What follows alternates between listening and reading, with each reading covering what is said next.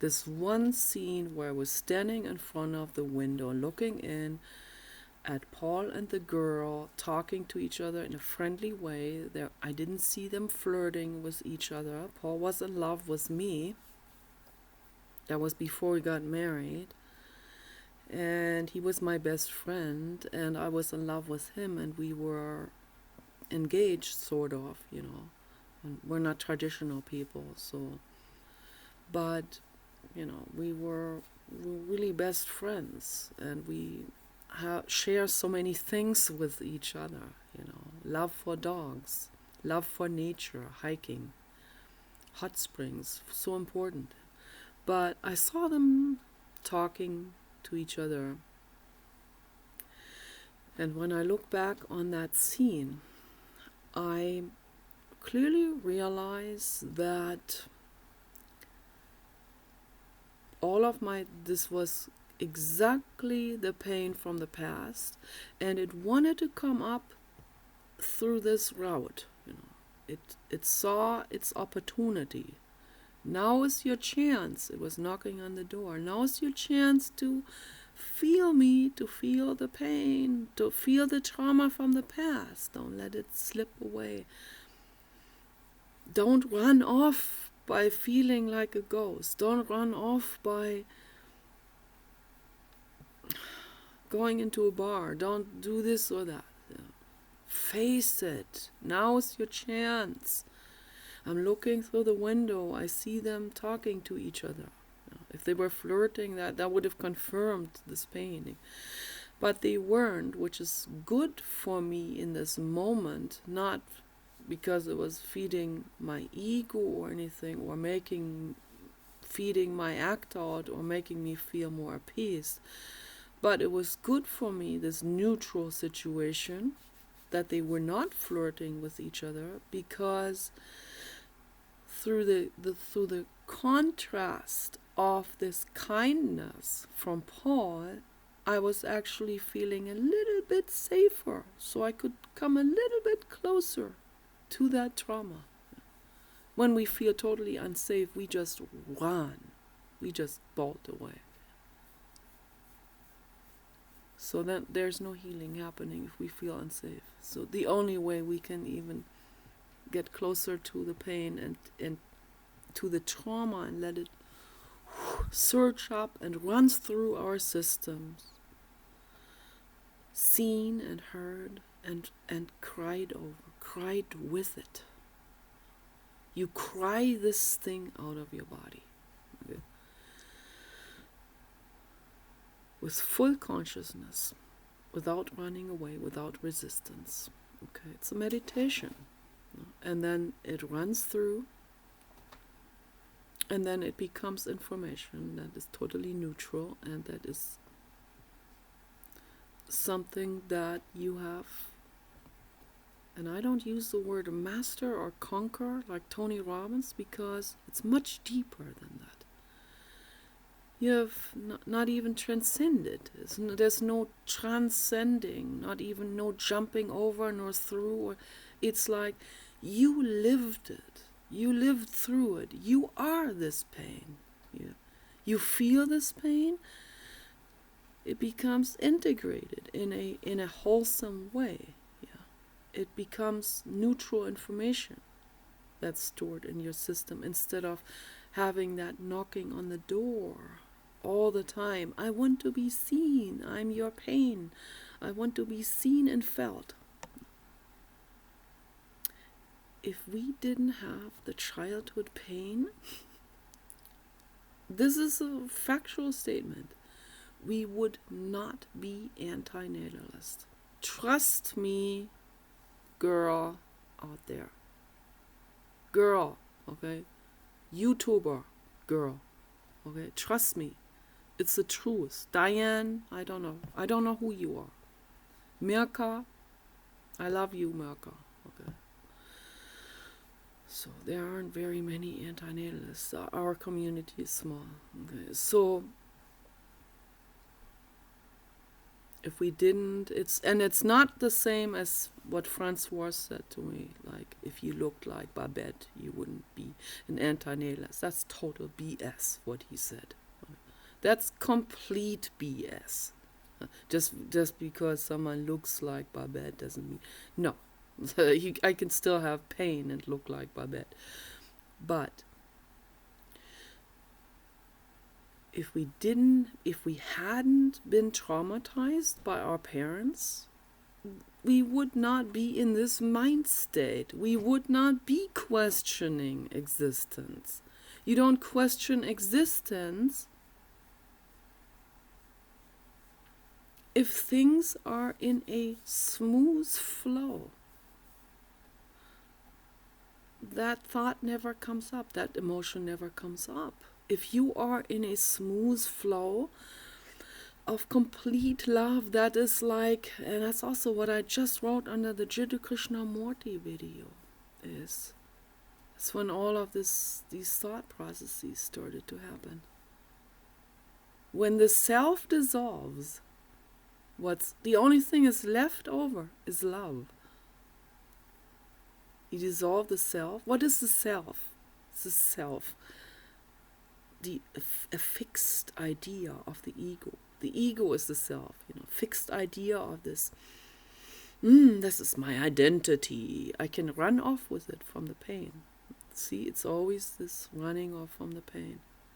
If I'm not running away from the pain, I am that jealousy in that moment. And I breathe it and feel it and cry it. 100%. There's no differentiation. There's no dualism between me and the jealousy. I am that jealousy in that moment. And I live completely through this. I've already done it several times in LA. Was in that situation with that girl. So I've done it several times. Unfortunately, our John had retired, and the therapists weren't doing so well anymore. That was very unfortunate. But at least I still knew in my head, I was very clear about this, what I had to do. I just did it within myself. I did it. I was a better therapist for myself than any of the therapists at that moment. And I knew, just feel it, be it, cry through. I've done that also my entire life. I cry through it. But the pain is so humongous from my childhood that I will probably never ever work through this mountain in this lifetime. Okay, it will never happen. But you know what? Every time I cry, every hour of crying, every hour of really feeling this without resistance, without the self that makes you run off, without the self that gives you this opportunity of escaping from it. Without the self, there's only love. And when there's love, you are right there. You are in the now. You are in that present moment of it. That's where everyone in the world is running away from. Everyone around you, everyone, everywhere you look on the internet. That's the very core pain. That's the core thing everyone is trying to escape from, scramble away from. People go so far they even kill themselves to just get away from that pain. And then I see a lot of people under the Jiddu Krishnamurti video saying, well, if there's no self, then isn't that death? Well, that's one way to do it, but don't we want to do this while we're still alive? Can we do it? Yes. We can be that existence without the self.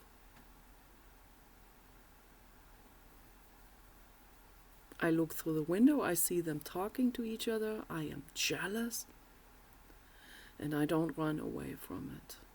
And I'm not the ghost. I'm not a troll. I am that raw pain. And I look at them with the raw pain of jealousy. And then the tears come. They come, believe me, they come. When you are in that state, the tears come. Okay? And that's merciful. And it is a now moment of epic proportions. And you feel it, and there's no more resistance. Okay?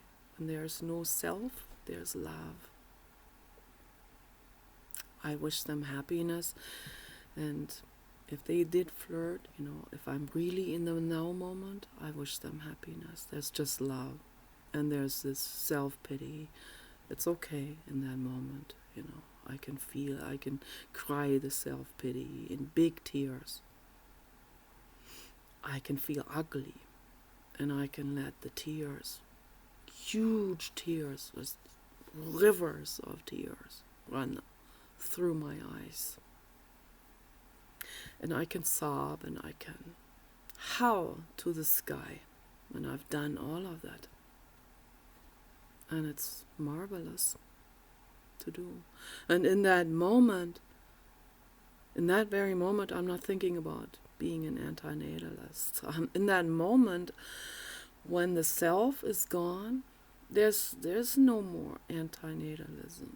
That it's just, you're there. I'm not putting another existence into the world.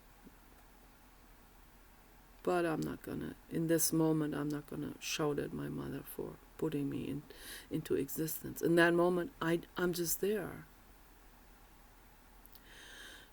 I look into the sky, at night. I howl to the moon like a wolf. And it's a moment of no self. The wolf doesn't have that much of all that neocortex, that it's really used for the wrong things. To run away from the pain. The wolf doesn't have that much opportunity to escape into all kinds of mathematical equations and escape loops and routes and ivory towers of intellectualism. Okay. So they're pretty much howling to the moon, and they are in the flow in that moment when they're howling.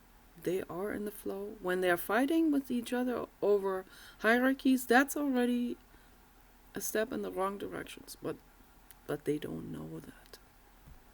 They don't know. How can they understand that? Okay, the squirrel is territorial out there, hits the rat on the back.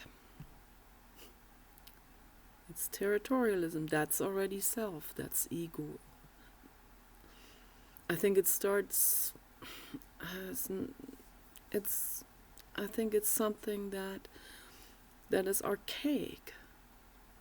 Okay, and that goes through the entire lineage, the entire human lineage. And it might even go into our cousins, and who knows what. So, but I think we've come now to the point with Jiddu Krishnamurti and Gautama Buddha and Arjanov, where we can understand, if we put this together in the right composition, we can get into the now, and we can understand where the self is, and we can dissolve it. And we practice that every day. Okay, so and that's a healing process. And then there's no discrepancy between life and death. And it's just life and flow, okay? So you guys